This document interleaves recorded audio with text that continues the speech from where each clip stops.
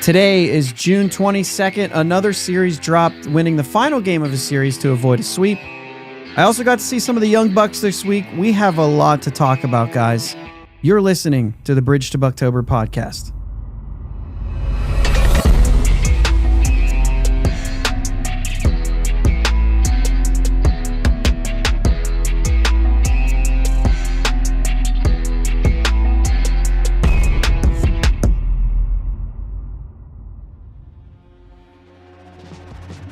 Yins, guys. Thank you for listening to the Bridge to Buctober podcast, where we talk all about them Pittsburgh Pirates and that. My name is Josh. I am joined, as always, by my brother Jake. With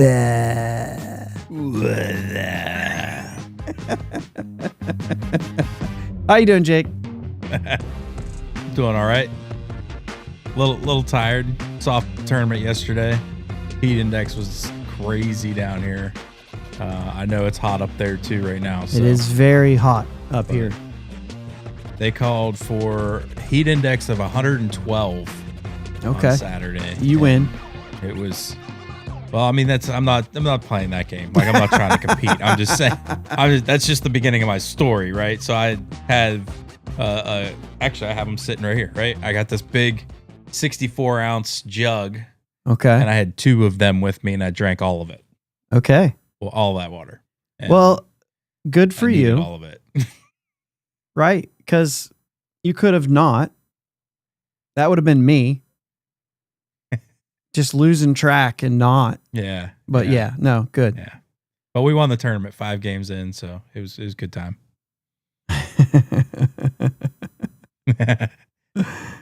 So, yeah. Interesting weekend for the Pirates. Dropping another series, this one to the Rangers. All in all, Jake, I mean, how do you feel about the Rangers? Is this a series that maybe you wanted to take? Well, you always want to take, but you thought we should have taken, or either way? This was like battle of the worst offenses, right? Okay. Because they're both pretty bad right now, but so many more. I hate to say it. There's so many more stars on the Rangers team. They have zero excuse. No excuse for having a terrible season offensively. You got Corey Seager, Simeon. Yeah, I'll even throw in Wyatt Langford. Yeah, but Adolis Garcia, right? 3, 4, 5. Yeah, Garcia. Is, Seager, Simeon, Adolis Garcia. And then, I mean, even Evan Carter. You could talk about the way he broke up. Yeah, you know what I mean? And Langford wasn't there until Sunday. Langford was banged up. He didn't play till Sunday. Okay. He's been day to day. I know that. He's on my fantasy team. So, Martin saying Ben Sherrington apparently thought the team should have taken the series. As everybody's playing right now, I mean, it's a series that we had an opportunity to take. Yeah, and obviously the Sherrington quotes are out there right now. He's doubling down on his comment saying that the team's going to get better. Here's what I'll say about that, and we didn't actually prep that to go into that, but here's what I'll say on that. He's the GM who built this roster. He has no choice but to say that, whether he believes it or not. Yeah. He's going to have to say that. If he doesn't say that, then it's a whole other thing that we're bringing up. So we're going to criticize the roster as is. What he built this offseason, we're going to criticize. And we should, because it's not good enough. Yeah. But he's going to have to say that he thought he built a good team and that they should be playing well, or else he didn't do his job. So you just say it, right? Now, you can own up to it, and then we would have something entirely different to say. Right? And right. He didn't build a good roster. So I'm not defending him in what he's saying. I'm defending the fact that he is saying it. He has to. Yeah. And it's just unsurprising, I guess. I'm not gonna to me that's a nothing burger. He's just saying the thing that you know he's gonna say, right? Yeah. Yep. Okay. And I don't mean to, Martin, I'm not like, I don't mean to shoot it down. Like, you have You should continue to say things like that. Yes. You should continue to say things like that. Because that's what we do, right? Mhm. Is we go past that whatever you want to call it, that he has to say, and we say, okay, well, we'll tell you what it really is. Yeah. So anyway, listen, I don't want to talk a whole lot about the series. You had a close game. You had two kind of, I wouldn't say laughers, even though the broadcast, I think Greg Brown called Sunday's game a laugher. That's not a laugher to me. Dude, 8-2 is not or 8-3 even. That's not a laugher. That's not even considered like I can throw a position player yet until you're 6 runs. So not at all a laugher. You alone have to score 10 before we can call anything a laugher. Yeah. But the game's got away from him. Even the 6-2 game on Friday night felt a lot worse than 6-2. Yeah. And really, like, if you want to talk about, today's Sunday's game, I mean, we scored 5 of those runs in 1 inning. And that's the reason 6-2 really isn't that bad of a score, is because that can happen and flip that thing upside down. Yeah. Yeah. So I don't know. I mean, they also scored 7 of those runs in 2 innings, which is something different, right? 2 crooked numbers in back-to-back innings. I don't know how many times the Pirates have done that this year. The 5 I can see. They've done this. They've done 3, 4, 5 runs in an inning. Yeah. But then a lot of times that's the only inning that they score. And then they go 16 straight batters without a base runner. There you go. Did I get the mute button? No. Oh, I thought I pressed it in. Oh man. My bad. Sorry, I thought I muted it. I hit the button. Uh-oh. No. Good. I was making sure my mute button worked. Okay. I could have swore I pressed it. Yep. I got you. My bad. Yeah. So I guess as Matt brings this up, how about that Tommy Pham fellow? 3 hits today. 3 RBIs. Takes his season total about 6, right? His average is up over the Mendoza line now. One of the last ones to get there in this lineup. So, yeah. Thank you, Martin. Yeah, I mean, I think there's Gigamosher. I hope you're ready for 3 more months of fame. Unfortunately, there's some truth to that. I would hope that it goes away. But I got an opportunity. Indianapolis was in Columbus this week. If you listen to the Daily Show, you know that. You heard me talk about it this week. And I had some comments to say throughout the week about those games. And I went to another one on Sunday. And so we have some things that we'll talk about some of the younger players a little bit later. So we'll go through that, or at least some of the AAA players, I'll say, because we're not talking necessarily, when I say younger players, it's not like you know what I mean? Cheryl, dynamite segue from Cheryl right here. She says, but Cruz is approaching the Mendoza line. And that is really kind of main topic here tonight. And we may as well get right into it, since it was just presented on a silver platter for us. Oneil Cruz is an issue right now.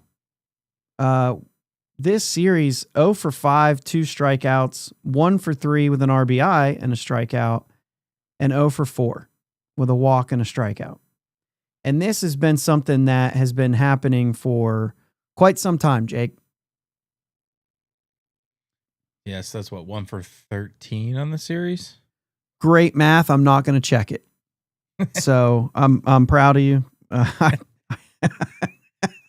going to assume. I think you said a 5, 4, and 4, right? A 3. At bats. 5, 3, and 4. Oh, okay. Sounds about right. Either way, there we go. So 1 for 12. That's a rough series, man. And like you said, it's been going on we're getting close to that full month of just abysmal hitting. Right. I had somebody ask me today, so what's going on? It's been a while since he doesn't follow a lot of baseball. He said, so what's going on? Where's everybody at? Who's not hitting right now? And I said, everybody but McCutcheon.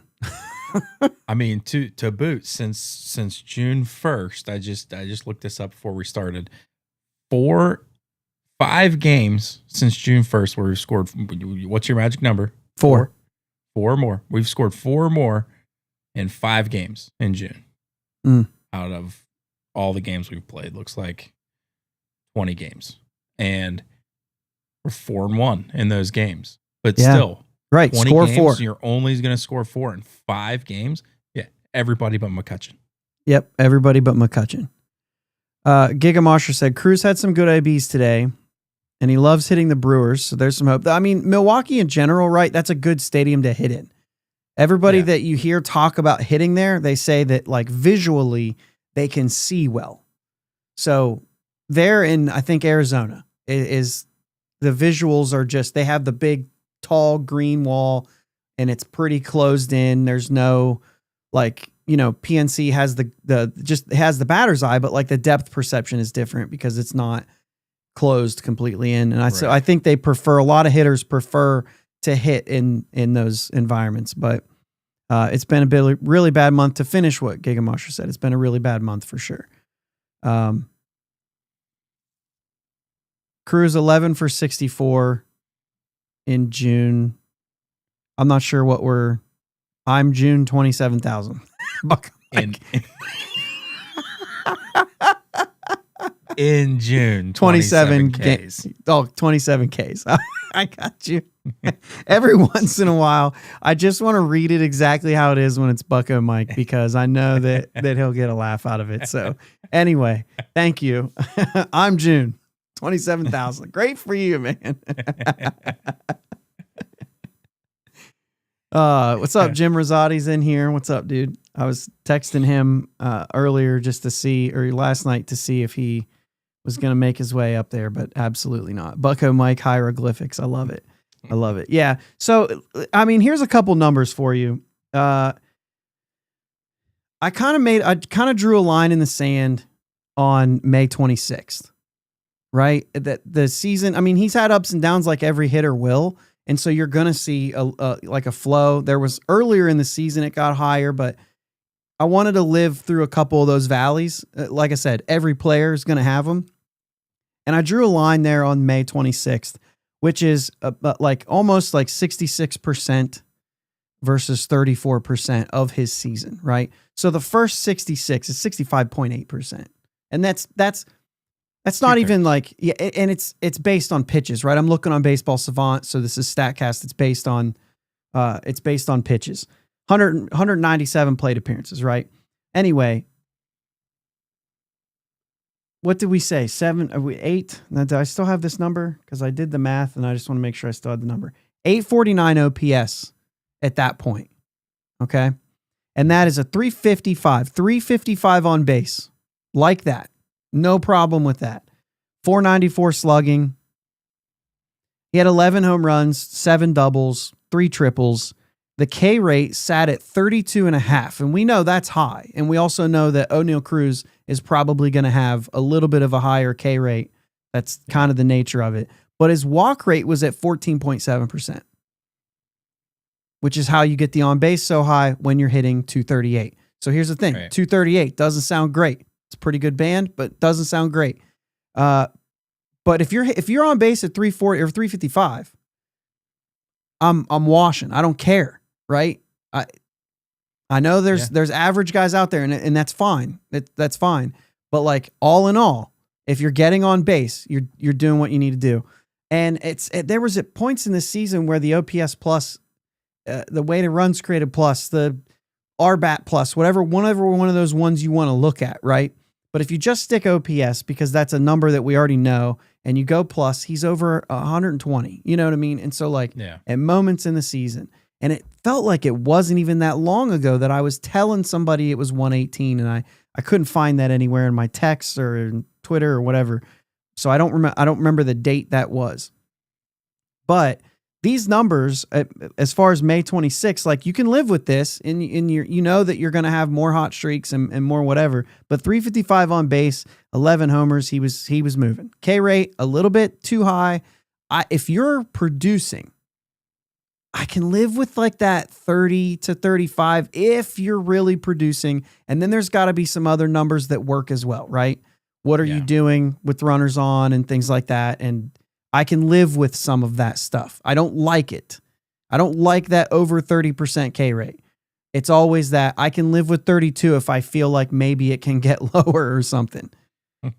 Since that day, since the 27th, it has not gotten lower. The K rate has ballooned to 36. Now, 35 to me, above 35 is when I say, I don't care what else you're doing, man. That's too high. Yeah. I don't care about the other numbers. They could be so much better. I'm not living with that. Right. Unfortunately for him, he's not even trying to back up 36.2. Right? His walk rate's down to 9.6. And listen to this slash line. This is since May 27th, Jake. 169 average, 255 on base, 100 points lower. 277 slugging. That is 5 extra base hits, 3 doubles, 2 homers. 5 extra base hits, and we're approaching a full month. Yeah. Like, this is bad. Yeah. And the number on the season right now, OPS plus, it's probably my favorite number to look at offensively because I think it just encapsulates like the slug. Everything, well, obviously it's the slug and the on base at the same time. To me, those are the two things I'm looking at specifically for a guy like this. If you're a base hitter, I care less about the slug and more about the average. Does that make sense? Yeah. So, but for him, it's a big number and you need that number. It's down to 107 right now. So I don't know, man. What are your thoughts? I mean, we've got the hard hit rate at 52, but with this Oneil Cruz, he's going to hit the ball hard. Yeah. 52%. Before it was 61.8. Like, this guy just feasts off hitting the ball hard. So I can't look at that and say, well, he's not hitting the ball hard anymore. Of course he is, because that's all he does. Yeah. Yeah. And a lot of times when I see somebody struggling like this, I like to think, I like to give I don't know if this is a benefit of the doubt or not, but I like to think maybe he's banged up. But I mean, you look at his stolen bases, he's still running. Yeah. You're not running if you're banged up. So you can't lean on, well, maybe he's battling something. I just think he's battling, going through a tough stretch here. And, this is where you need Matt Haig to step in and really figure out how to get him out of this slump. How do we get Oneil Cruz going? You got to go. You got to figure it out, man. This is your. I've said this. I don't know how many times. It is your job to get people out of slumps. They got to the major leagues. They can hit. It's your job to diagnose when they're going through a rough stretch, diagnose what's going on, and figure out how to get them out of it. So this is where we need, I in my opinion, this is where we need Haig to step up and do something here. Sorry, Bucko Mike put in here, who leads the average in June? Adam Frazier. Oh, I don't have June. I got you. Adam Frazier, 271, which makes sense because in the middle of June is when he had his hot streak. Yeah. So I was trying to look it up real quick, but he actually beat me to it. So yeah. So one of the other things that I was kind of seeing is like, well, how did the league make an adjustment? Right? Did maybe feeding him certain pitches, maybe more heavy on the fastballs, and then now they're going to the slider or vice versa. No, man. I mean, four-seam fastball was at 20%. Now it's at 22% in the second part of that. The slider was up. The sinker was up. They haven't thrown the sinker as much. But like the thing is like he had 278 on the fastball, 308 on the sinker, 308 on the cutter. Like anything that's a fastball, he was high, and he's a little bit less on like the slider. He was hitting 200 off of it. The curveball, 048 on the curveball, and it was 12% of the time. And then you look now and it's like, okay, so they picked up the curveball from 12% to 15%. and his batting average has gone from 048. 048 to 091. So it's actually, and the slider 143 from 200, and they're still throwing that at 16%. Actually 16.4%. It hasn't changed at all. The fastball, but the problem is every number, every pitch after that, on the second half of that, he's not hitting any of them well. So there's no indication that they made an adjustment with their pitch selection to Cruz, and now he's got to figure out that. No, it's almost identical. Like I said, other than the sinker dropping and the curveball coming up a little bit, but he was hitting the sinker, he's not now. He was hitting the fastball, he's not now. A 182 on a fastball. None of those numbers sound surprising when you're hitting 167 on the year. So I can't read any of these batting averages, which are 182, 143, 182, 167, 091, 200. You're none of that is going to be none of those stand out because it's bad across the board. Yeah, and you have that page. Can you look up real quick chase rate? So I don't have I can, but then we're just going to be dead air listening to me do it. Yeah. So yeah, I do have swings. I have whiffs in here, but none of that is playing, right? So yeah, you go to your next steps. You go to, is he chasing out of the zone? Are they even throwing strikes? Are they, you know what I mean? And so there's a lot more that you can go down, but at this point, even just in a small, early search, right? He mashes fastball. He's not getting on.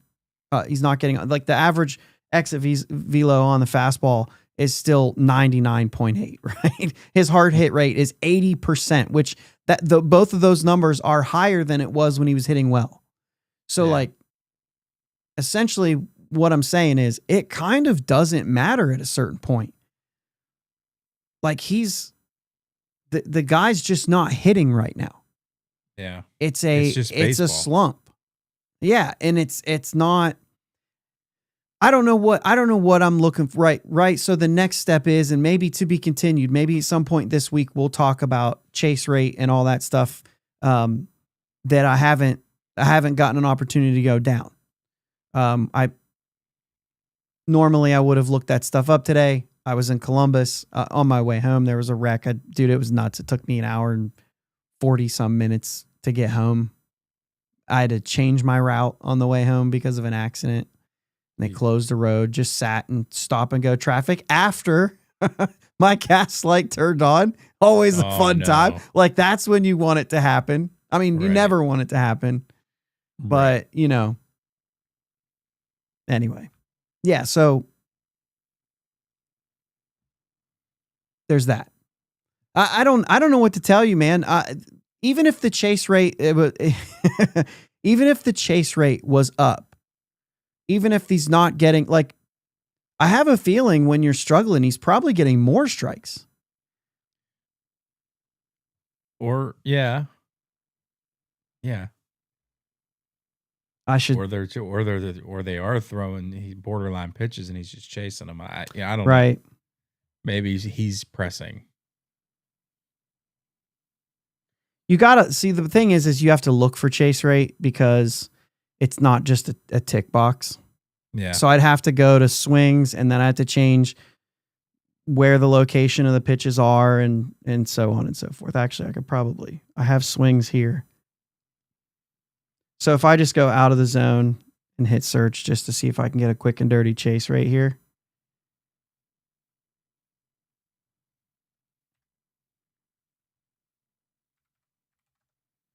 I mean, he's chasing fastballs 17% of the time. It doesn't feel like it's a ton. 29% chase rate on some of those breaking pitches, right around there. So it's not. What would be more interesting? And I'll say this too, Jake. I'll say this too. This is actually important. Of those 7 chases on the fastball, he has 0 whiffs. So, yeah, you know what? That's it. Let me take a look at that. As Bucko might go ahead and say what you're sharing there while I'm clicking. Sure. The first one was Bucko Mike said that his BABIP was 288 for Cruz. So he's just a little unlucky right now.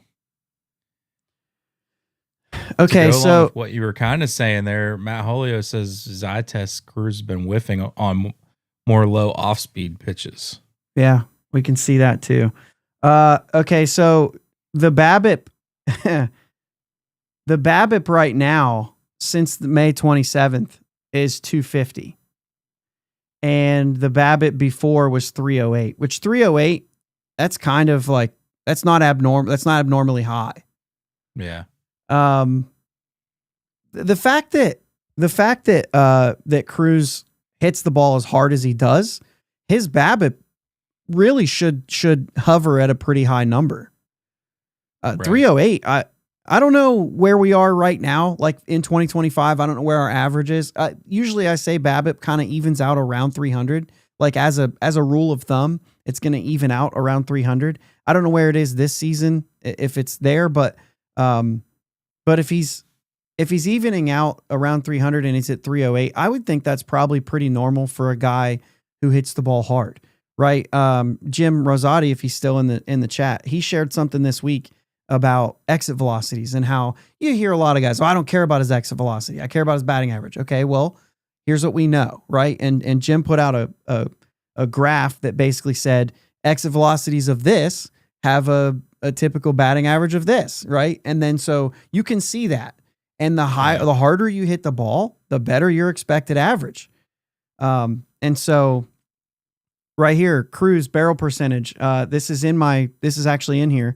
May 26 up to May 26, his barrel percentage was 25.5. Since May 27th, his barrel percentage is 18. So once again, this is more of what's happening, maybe not why it's happening, right? And so we're seeing a lot of that. So he's at 23% for the season now, but we see that was 25.5 in there. So thanks, Michael, for bringing this up. League average BABIP entering today was 289. And so 288 for him on the season, he's right there.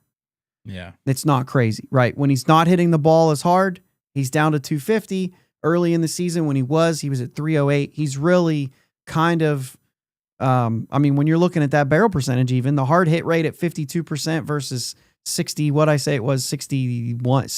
62%. So we're going to look like a 10% difference pretty much. And obviously the batting average on balls in play dropped from 308 to 250 when you do that. The harder you hit the ball, most often, the better it's going to be. I think this is a good talking point. Jake Martin brings up, I would bench Cruz for a day or two and then move him down in the lineup. We had this conversation about Brian Reynolds. We've had this conversation about others. And I'm going to ask the same question I did then. Who, though? If everybody's not hitting, I just don't. So what you're doing is you're saying like, and I don't have a problem with this. Like if this could be Martin's exact thoughts right here. He's so important to this offense that I will prioritize getting him moving and just put IKF there because I don't care. Then again, you mess with trade value of IKF right now. You know what I mean? Like, do I want to mess with that? Well, maybe I don't care. Maybe it's more important to me to get Cruz going.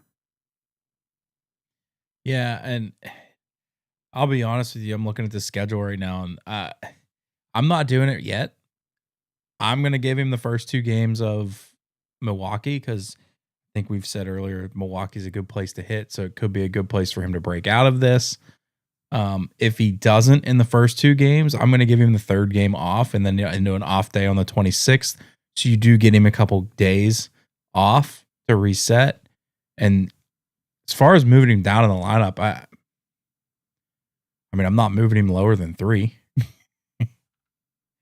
So if I move him out of the leadoff spot, I'm just going to move him to second or third.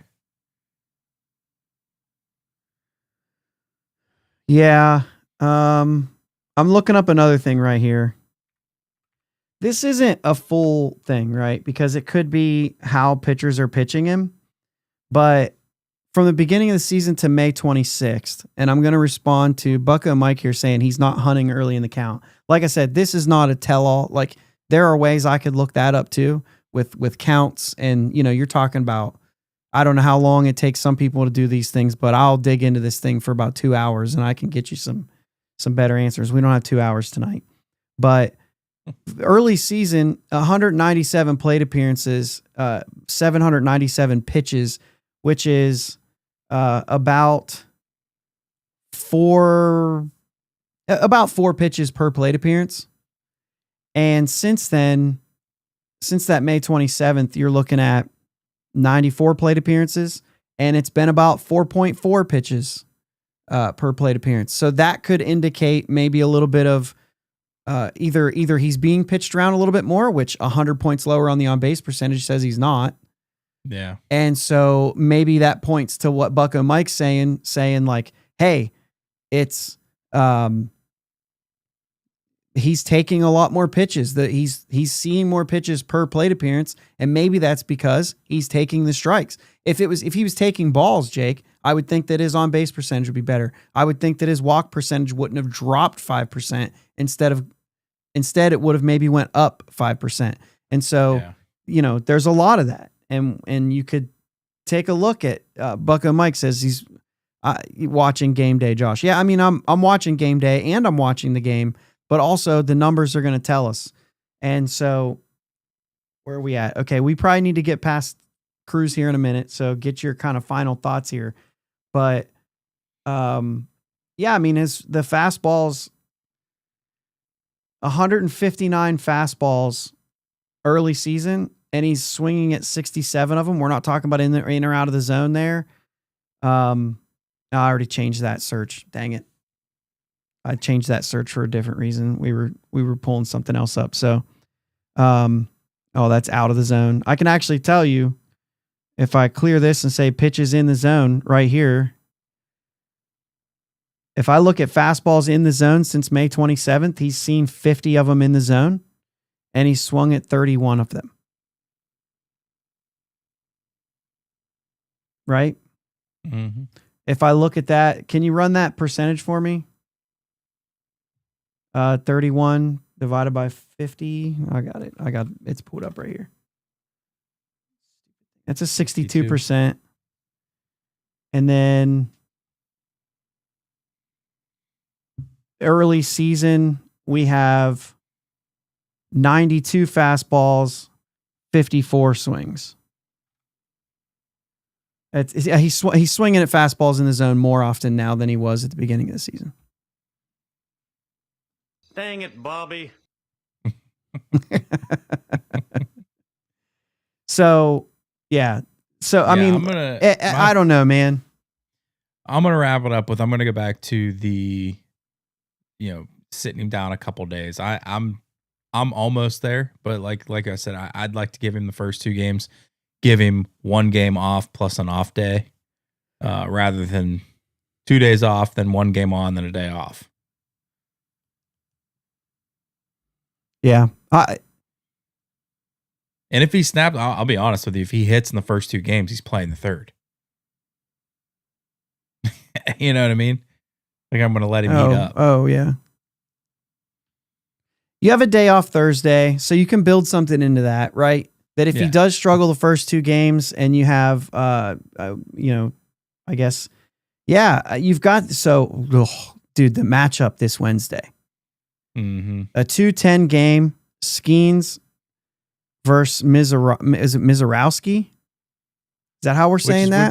Which would be a good game for him to sit, because that's a nasty lefty. Is he? He's not a lefty. I thought he was. I don't think he's a lefty.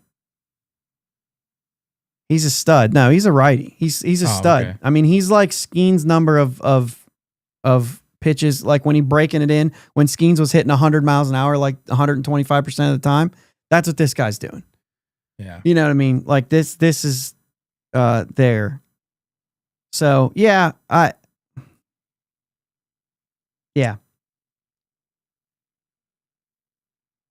This is a good one. Bucko Mike, I'm going to let this one, let's put him down. I'm going to let this one do a little minor league update here. I got to see Indy, and Bucko Mike bring up Ronnie Simon and lead him off for a few games if Cruz doesn't hit Milwaukee. Ronnie Simon was the guy I was kind of watching. He's new in town, right? He's on the 40-man roster. He was a guy that I was kind of paying attention to. And You can't really, Jake. I saw 3 games this week. Right. I could have been 4. I ended up bailing out on Friday. We had some things pop up and ended up not going Friday night to see Harrington and the games then. And the game Wednesday, I saw 3 innings and then an absolute biblical rain came and they canceled the game. And so there was there wasn't a lot to see, but what I saw in the first 2 games was 2 like really bad outs between second and third and base running that I did not like a pickoff and then a ball that started off with a 2-run double. And then he's just caught in no man's land. I'm like, what are you doing? Like, and ended the inning, you know what I mean? And there was another play where, or maybe that was there was another play where he was called safe at third. And I think he was out. I think everybody thought he was out, but he was called safe and it could have been a third base running mistake between second and third. And that one may have negated a run. I'm not sure if the run scored first or not. So I don't know. It was, there you go. Mizorowski. Well, I'll tell you what, when he pitches, I have a good feeling that the Pirates lineup is going to be miserable ski. I always try these things on the fly. They hardly ever work. You guys got the point though. So anyway, I don't know. Like I said, moving past Cruz now, Ronnie Simon, I don't dislike him. I mean, I feel like he hit the line a couple times when he was hitting right-handed, left-handed. I thought the at-bats looked better left-handed, but he put some balls in the gap. I also think that like Columbus's pitching right now is leaving a little to be desired. I think that they could. I mean, those guys were getting to him. I saw a lot of I say really hard hit, but like I also got some pretty good seats this week, so the bat sound was louder than what you're used to, and especially in a minor league park. But they hit the ball well, and like none of those guys were really bringing a lot of heat. I just didn't see a lot on the pitching side in Columbus, which is really funny because we're talking about Cleveland. Right. You know what I mean? The quote unquote pitching factory in Cleveland, which I'm also looking at Bubba Chandler, Hunter Barco, Thomas Harrington going for Indianapolis this week. And I'm thinking, well, these are the guys I'm impressed with. Yeah. You know what I mean? We went to a game, non-Indy game, just Columbus and Toledo. And I talked about it actually on the show because dude got hit in the mouth or in the nose. Anyway, there was, of the 2 teams, we didn't see a pitch over 94 that game. Just like none of them. No bullpen arms, no nothing. Nobody coming in, just bringing the heat. Yeah. Well, Bubba takes the mound and I'm hearing chirps, you know what I mean? Like, oh that was 97. I was like, he ended up hitting 100 like 4 times, you know what I mean? Yeah. But anyway, Bubba's going to be a big thing I'm going to talk to. Is there anybody that you want to hear about? I know like Billy Cook and Jack Swinski would be interesting guys because they got a little taste this week in Detroit. Yeah. And Billy the one there. I'm looking forward to is like Dowry Moretta. Like, yeah, this dude here, I mean, could help our bullpen out. I saw Moretta pitch today. Clean inning, 1, 2, 3, 2 punch outs. Looked good. Nothing like that really. He didn't pitch the other days I was there. He pitched on the days I wasn't there. But like, it was a ho-hum inning for him. Like to see that. I don't know. Yeah. I mean, I'm trying to think of the batters he faced. Like, it's not like he went up against Chase DeLauder and Big Christmas. You know what I mean? Or Petey Halpert, who hits at the top of that lineup, who's a really good hitter too. Some of their prospects, 1 through 4, like that team's hitting Columbus. I mean, so like you have some pretty good matchups to see that those pitchers goes against. Halpert. He's a top prospect. He's hitting leadoff for them over 300. Brian Roquillo, obviously that name, I think a lot of people recognize. I have thoughts on him that I don't. He's a good player. Chase DeLauder, I drool over this guy like in a non-weird way. Like he's he's all the tools. He hits the ball very hard. He's a big dude, but he gets after it in the outfield, and the arm is incredible. Yeah. Incredible arm. So a lot of those things. What's up, Doug? A lot of those things, but like, see, here's Bucko Mike says 2.25 ERA for Moretta. It's been good. I mean, like, the stuff was there. Yeah. I liked what I saw from Moretta, even though it was only one inning. And the numbers reinstated. He's been reinstated and optioned. Correct? He has been, yes. Yeah. Yep. He's been reinstated from the injured list and optioned to AAA. I think, maybe there's some things there. I mean, obviously, I'm always going to trust them first because they're looking at specific things less than results. I think sometimes it's like, hey, results are good, but I'm looking at a lot of the underlying things. Like, they might be looking at how a feel.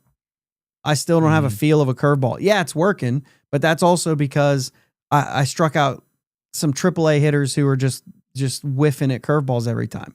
You know what I mean? Like, there's a little bit there that you have to leave to be there. Yeah, Darrell Hicks is a newer player that we've claimed off waivers, and he's been optioned as well. He pitched again today. And like I said, nothing crazy, but he had a good week. Yeah. You know what I mean? So anyway, so we'll go ahead and do Jack Swinski, Billy Cook. Okay. Because we're talking Tommy Pham needs to go. A lot of people are going to be talking about, if he goes, somebody's coming up.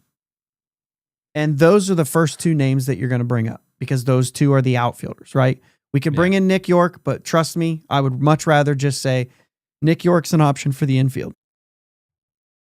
Maybe when IKF goes, Nick York has a path to come up, and there's something, because somebody's got to play short.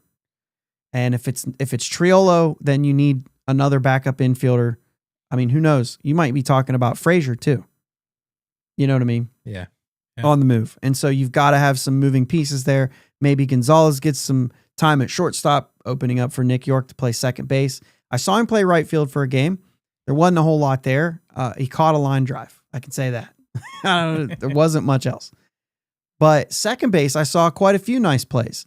There was a ball today, a run scored on it, and he dove up the middle, and I think he did not get the out at first, but it was like he saved the runner at third.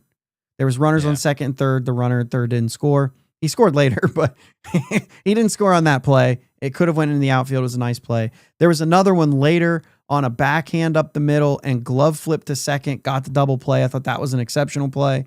And so Nick York looks good at second base. It looks like that's his spot. In the past, I've seen him play third. He's fine, right?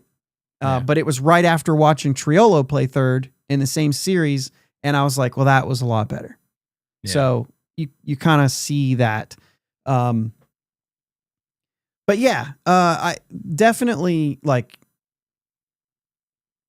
Billy Cook's the best outfielder. Jack Swinski actually made just ran down several plays that I thought were really good. His arm is still good. It's not like his arm's changing. It's not like blow you away. It's not DeLauder's arm that I was just talking about, but like Jack has a good arm, above average arm. Yeah. We know that. Specifically for right field even, which is weird because that's where a lot of arms are, but his arm rates pretty well for a right fielder.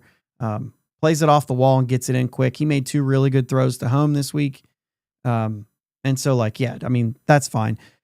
Jack had some good, he had some doubles.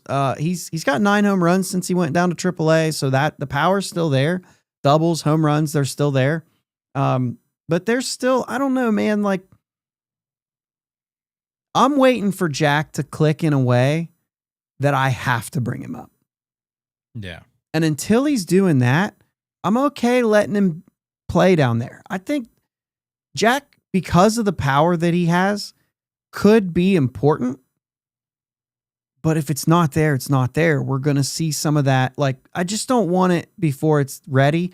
And unfortunately for Jack, if it doesn't get to that point, he's running out of options here. Yeah. And so that, you know what, I'm going to come back to that, Bucko, Mike, hang on to that. But I feel like it's almost there. He actually didn't hit a home run this week when I was there, and I was, rooting hard for that, but I saw a backside double in the gap. I saw him pull a hard double to score 2. today that was smoked to the gap. There was a lot there that was to like. There was also a couple strikeouts. He was patient. The other thing for Jack is I want to see him draw walks. He's doing that. So I don't know. Maybe he's close. Maybe there's something there. I want to see that old Jack. I think he's lost some weight though. Maybe put on some more pounds. You know what I mean? I don't know. Maybe sometimes I always think that too, that the guys look smaller when they go down. I don't know why. So maybe it's the red. I don't know. This red slimming. I don't know. I don't wear it. So if so, I need more of it. It's got to be that indie red. Anyway, Billy Cook. I'm just going to say it, Jake. I'm unimpressed. I don't like what I'm seeing from Billy Cook right now. And I thought that I would. Okay, so right before I turn the page off Jack, because we won't bring Jack up again. Jumping Jack needs to be around 280 with more power. Average doesn't even come to mind when I'm talking about Jack Swinsky, because I don't think his average will be good ever. No. He's going to walk a lot, and I want to see power. That's it. If he's walking, I'm definitely looking at, because his strikeout percentage will be high. When it went down, he stunk. He wasn't getting results. When the strikeout rate was higher and his walk rate was higher, that was the good player that we got. 26 home run Jack, that's the guy we need in this lineup. Yeah. The batting average, it doesn't even compute. I'm not even close. It's all on base for me. You know what I'm saying?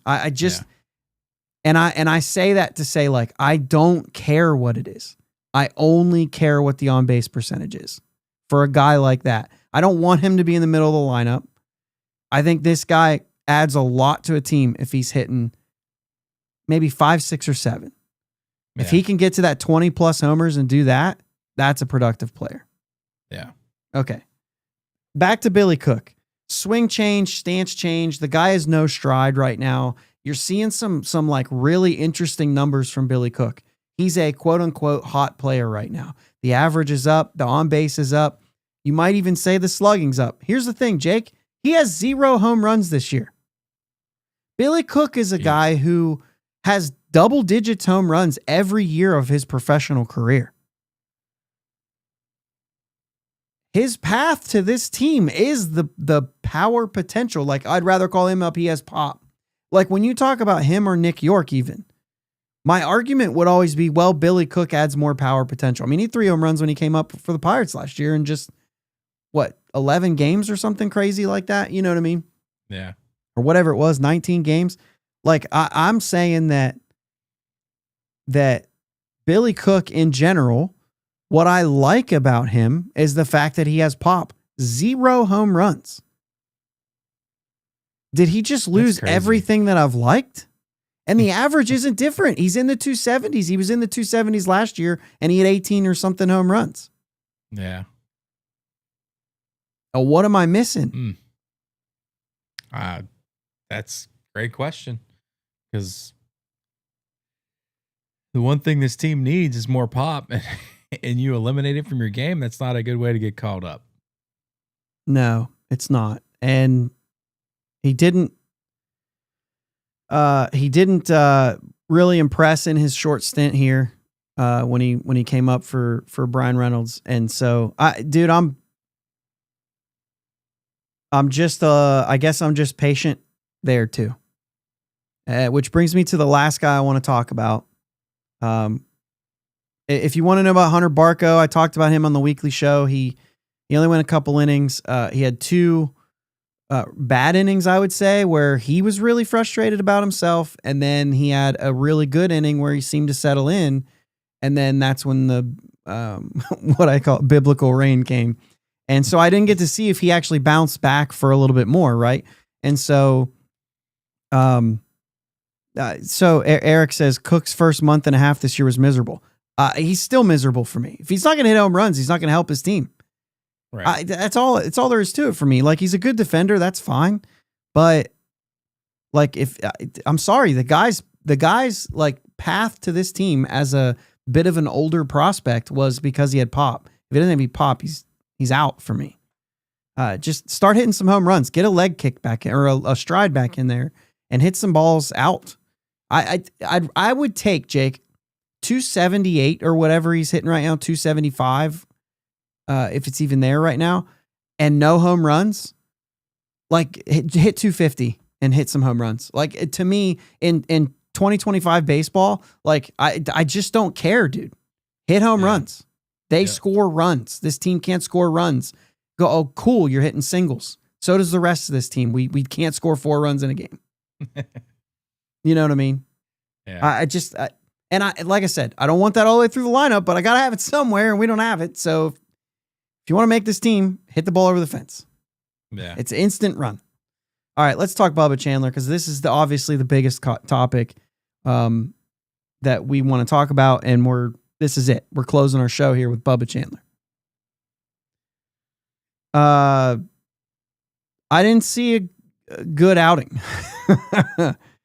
And the outings in June are what they were. So today I went and seen him this Sunday. If you're listening to this after Sunday, for those of you here live, today I went to see him, and the first 2 innings was like a breath of fresh air from what I saw earlier in the week.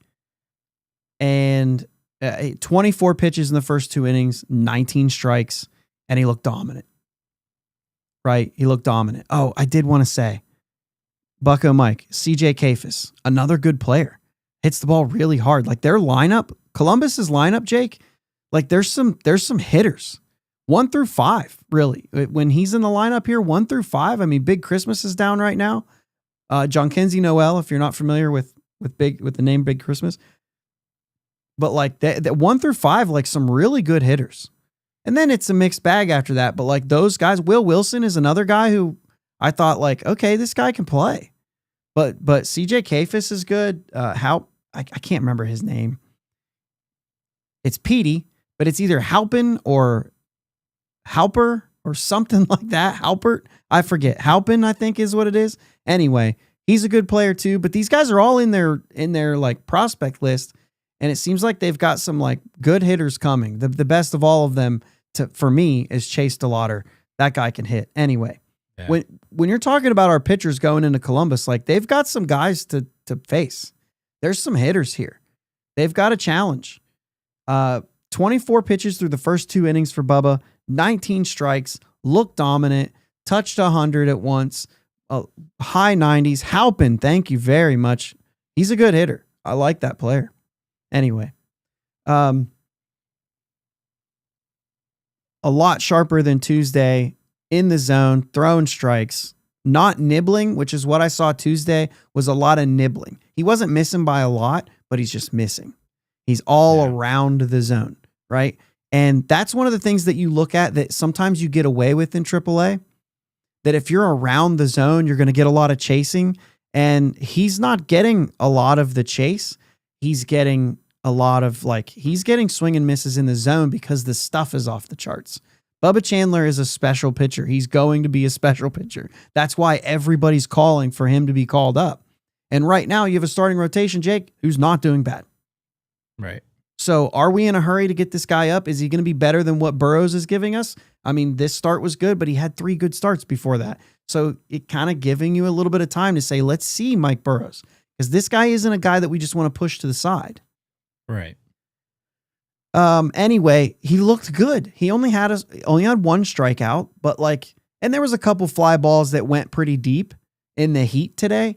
But you look at body language, the hitters and Bubba, none of them were concerned about those. Maybe one of them that kind of pushed left field back towards the wall. The other 2, they kind of carried deeper than I thought they were going to. There was one that Jack ran down in the gap, and there was one to center that ended up being caught close to the wall. But neither one of them, Bubba didn't look concerned.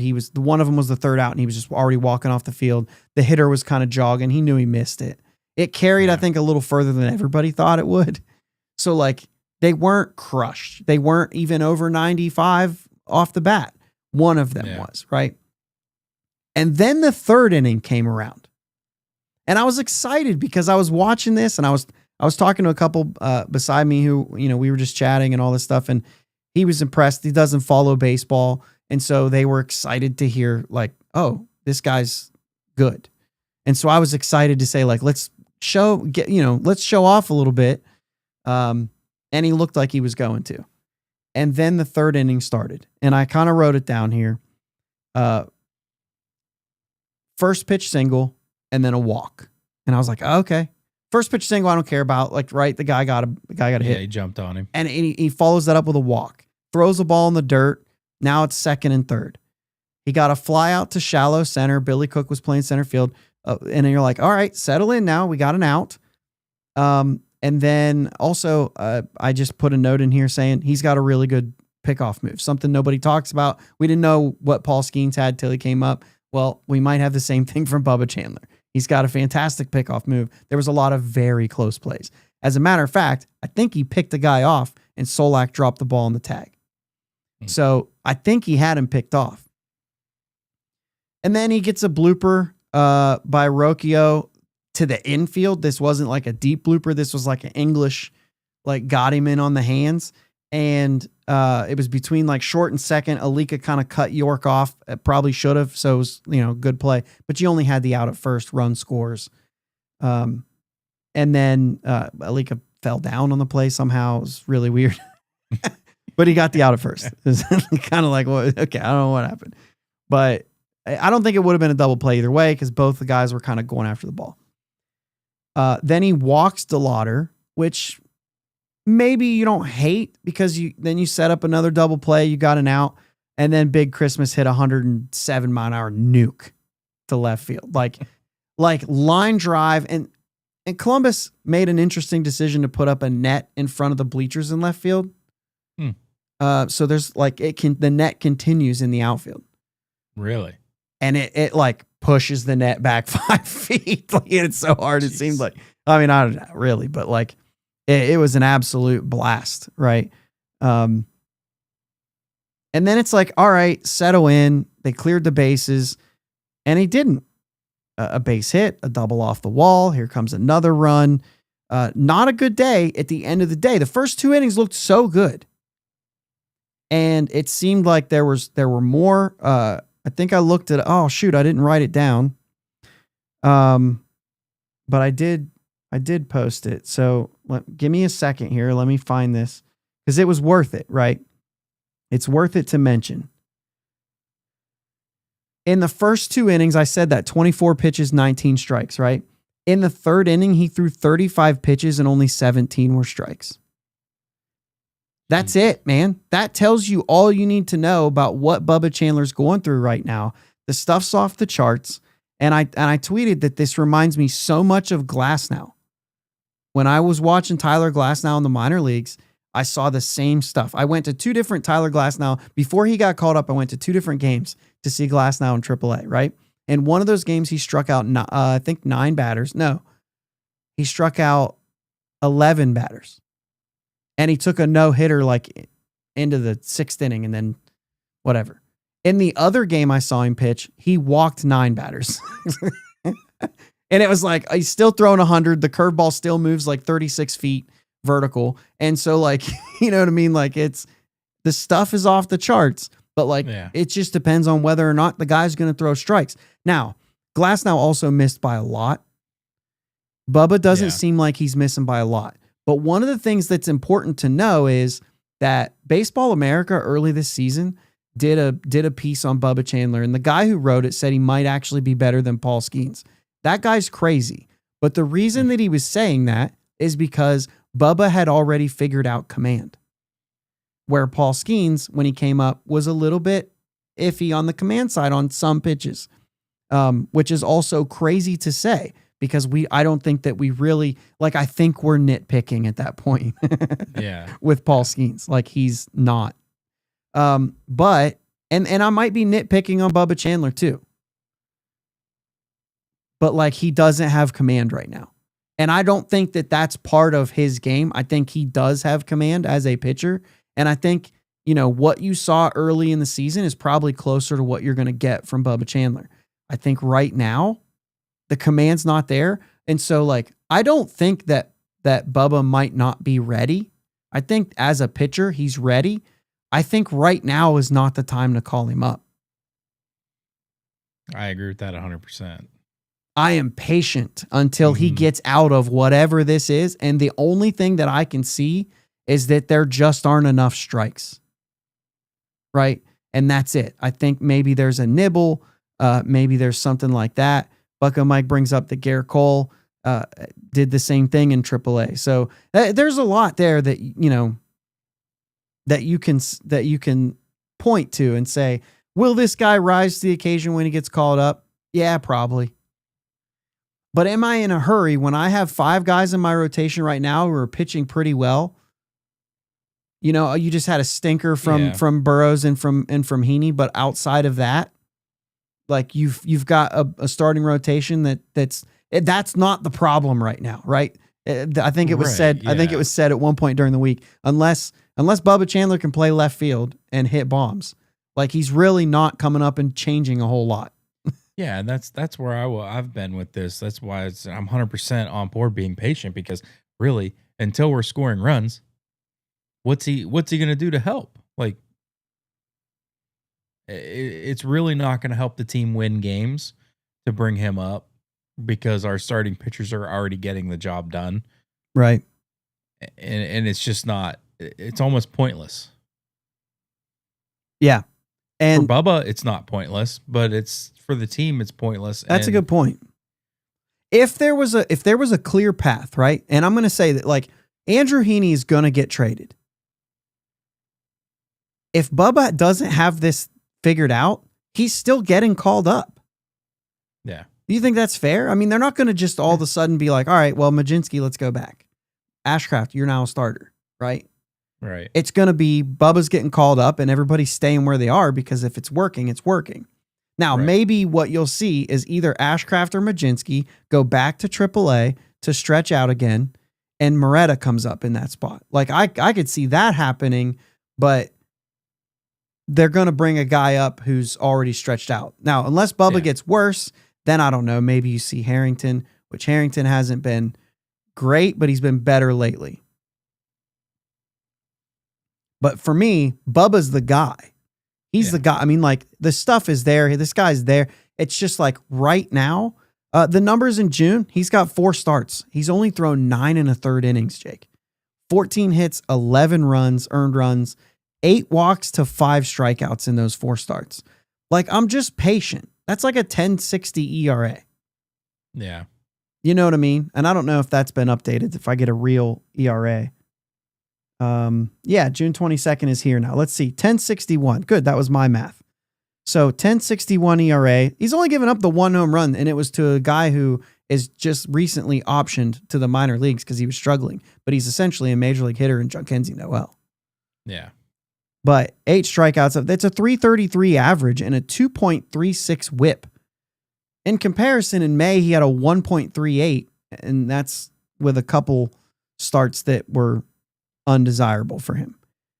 But in April, it was a 0.64. Like that's the kind of talent he has. That wasn't a fluke. Like, that's the kind of talent he has. I think it's just it's essentially a slump on the mound. And he's not missing by a lot. I think he's just nibbling. He's around the zone, and you get called up to the majors, and that's what you're going to see. Right? Yeah. Cheryl says, what about Barco? So, Cheryl, I did talk about his outing. He pitched on Wednesday night. So, Thursday's show, I'll talk about Barco. I wish I could have seen how he responded beyond the 3rd inning, because the 3rd inning looked better. And then, like I said, it rained and we didn't get to see anything else. But what I can tell you about Barco is I was kind of bummed about how he performed in the first 2 innings. He was raging mad about how he performed in the first 2 innings. And I won't go into details, but he was dissatisfied. And he settled in. He actually changed his shoes before the 3rd inning. I'm not kidding. Like, before it started, I don't know if they made him change his shoes, but he had to change his shoes right on the sideline. After he threw his warm-up pitches, he changed his shoes. He threw 2 more warm-up pitches, and then he had good inning. So I don't know. Maybe it was in the shoes. Go with the whites because they were better. That's hilarious. It was very funny. Matt says it would be great if Bubba can play left. By the way, Bubba was a hitter. He had just as many strikeouts in the batter's box as he had on the mound. So they said, let's just stick to pitching. All right. So yeah, that's it. I'm patient on Bubba Chandler. All the stuff is there. It's not like he's not going to be a great pitcher. I'm not concerned in the slightest about Bubba Chandler and his talent level. I still am very excited about this kid. But he's a 22-year-old who is just not throwing as many strikes right now, and it's hurting him, right? That's it. Right. 42 strikeouts in the month of May in 28 innings, right? Like, the guy's nasty. He's going to be great. Yeah, I'm not in a hurry. He's not going to do anything that's going to... Cheryl says maybe Cruz should change his shoes. That's good. That's good. Yeah, so he says Bubba only threw 5 curveballs today, 3 strikes. Curveball is that out pitch. And the fastball is electric too, but the curveball is a very good pitch. I saw some really good changeups from him. I just didn't see enough strikes. That's all. And in the first 2 innings, he had the strikes and he was really good. When he got in trouble and when he went in the zone, they were pulling the trigger. So whatever it is, when he throws more strikes, his stuff is good enough to keep getting outs. You got anything else? And then we'll talk about the probables and get out of here. I'm good, man. You're good? No. Yeah, we just hit the ball. We need to hit the ball. We need to hit the ball. That's going to be the story. Over the fence. Let's get some long balls here in Milwaukee. Yeah. Dude, if we could just start with doubles, like just give me a guy in scoring position off the rip. That was the thing that made Cruz so good when he was walking, is that he's essentially a double because he's going to walk and then steal second. We just saw that his on-base percentage dropped 100 points and he has 1 more steal than he had last month already. Like the guy can run. That's not the problem. It's for me, let's get Cruz out of a slump this week. Is that fair? Like whatever else happens, like the Brewers are a good team. That's fine. They're going to be the home team. Get 1 of 3 and get in the best way, win a series. Yeah. Then you're ecstatic, right? But right. There you go. Bucko Mike, thanks. Dead last in homers with 51. Hit the ball over the fence. You score more runs when you do that. Unfortunately, the average is so stinking low. I can't say drop the average and hit the ball out. We just need to actually just hit the ball out. But I guess the new thing is, instead of the necklaces that Kutch bought earlier, let's just buy everyone new shoes. There you go. Let's do the new shoes thing. We're going to talk about Hunter Barco changing his shoes on some Wednesday when a monsoon went through Columbus. And now that's going to be it. It's got to be the shoes. I love it. That's the new thing right now. Dang it, Bobby. Let's say Bob buys them all new shoes. How much do you care, Bob? Buy them all new shoes. Right. Let's go. So yeah, let's get Cruz back and let's go from there. Right? Is that what we're doing this week? That's where we're at. All right. Braxton Ashcraft does get the start. I saw some people mentioning this. Ashcraft is getting the start. When was it announced? It was announced shortly after the game. I saw Alex Stumpf was the first one I saw put it out and said that Don Kelly said that Ashcraft would be starting. So the whole reason for this, obviously, if you guys aren't familiar and you're just why, right? It's because the rain delay pushed Heaney back a day on the doubleheader, and so he would be going on short rest. So instead, they're going to throw Ashcraft. I think it's a smart move. They're going to throw Ashcraft and give Heaney 1 more day, and then it pushes Skeens back 1 more day, which is not a big deal because there hasn't been a day off. So it's a typical, it's either 4 or 5 days rest with days off. He's going to just be in that 5 days rest. Heaney will be on 4 days rest. I think it's fine. You'll probably say, what do you think, Jake? Like, let's get him 1 time through the order. If he's going well, give him a 4th inning. or because I'm saying if you give him an extra inning, right? Right. Yeah. I mean, it sounds good to me. And then you bring in Majinski after the top of the order goes the second time. Bring in Majinski, let him get through the bottom, the top, and maybe the bottom again. And then you're in the 5th or 6th inning at that point.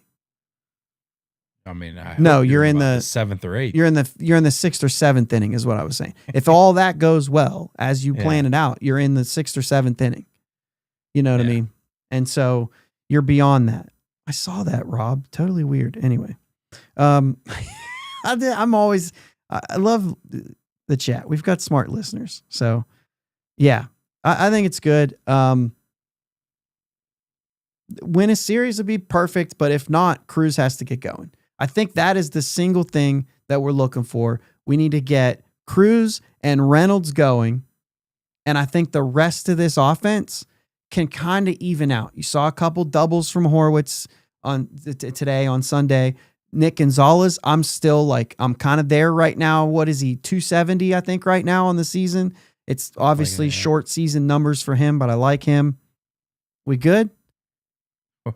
Horwitz double today. The one over the head of Garcia had a 90% catch rate. Okay. But Garcia's been playing out of his mind out there. Like he'd been playing really well all series. And to have that, it had to have some weird backspin on it or something. Like he had to get a good piece of it where it kind of just floated on Garcia or something. Yeah, I didn't see that one. Maybe it was knuckling or something. You know what I mean? Something, because he did not get a good look at it. So I mean, could be just a good swing that just got a little extra backspin or something that carried it a little farther than Garcia thought it was going to go. But yeah, well, so Braxton Ashcraft facing Chad Patrick in this one, and Michael said, which he does, by the way, SteelCityPirates.com. Michael does pitching previews for like all the games. Definitely worth a read if you're going into a game wondering who Chad Patrick is. I'm sure he's got you covered. But he talks here about how it's a favorable matchup for him if he sits on the heat, and we know he hits the heat well, and so. If he can go for that, stay on the heat, man. Chad Patrick, we're going to see another 428-foot home run from Cruz in Milwaukee. Got it? Got it. All right. Heaney, Peralta, Tuesday. That should be a good one if Heaney shows up. And then Skeens, Wednesday, maybe take the day off if you can't watch it work, because 2 p.m., Mizorowski, Skeens, mega matchup. I'd be surprised if Skeens doesn't bring a couple extra pumps of heat in that game because of who he's going up against. Yeah. Also, you better take one of the first 2 games. We know how these games go with Skeens pitching. 8-8 right now, Jake. The Pirates are 8-8 when Skeens pitches. We're getting to that place where we can tip this and get to the better side. If we can just score some runs off this dude, maybe humble this kid a little bit. Yeah. Then let's get to that 9-8 and have a winning record when Skeens takes the mound. That's what we're looking for. We're so far away from that with Mitch Keller. We're so stinking far away from that. But we need to tip the scales a little bit. When Skeens is on the mound, we need to win. Yeah. Okay? Let's do that. And let's get out of here. I like it, man. Anything else here before we get out? Anything like, not minor league, but any other comments? No, man. Let's just have a good series in Milwaukee. Hitter friendly. Let's go. Let's hit some homers. All right. Let's go Bucks. Let's go Bucks. Thanks for everybody in the chat, by the way. And remember, we got shows every day this week. Subscribe on YouTube. Thanks for listening to my dad and Uncle Jake on the Bridge to Buctober podcast. Follow them on Twitter, Facebook, and Instagram at Bridge2Buctober. Don't forget to subscribe so you know when new episodes are released. Clear the deck, cannonball coming, and let's go Bucks.